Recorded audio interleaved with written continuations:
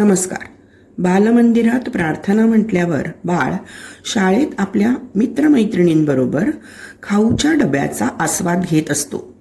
तो घेताना भोजनापूर्वी घ्यायची काळजी किंवा जेवणातील कुठलाही पदार्थ वाया न घालवण्याची शिकवण देण्यासाठी एक प्रार्थना म्हटली जायची. या प्रार्थनेतून आपल्या सनातन धर्माबद्दल सुद्धा जी माहिती व्हायची ती प्रार्थना आपण आज ऐकूयात. ही लहान मोठे सगळ्यांनाच लागू पडते बरं का.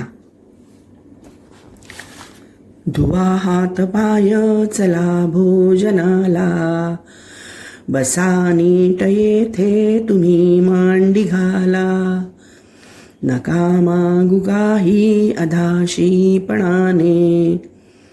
नका टाकू काही करा स्वच्छ पाने, नका भांडू तंटू नका निंदू अन्ना, म्हणा श्लोक आर्या तुम्ही जेवताना, करा भोजना मानुनी यज्ञ कर्म, असे सांगतो आपुला श्रेष्ठ धर्म, असे सांगतो आपुला श्रेष्ठ धर्म.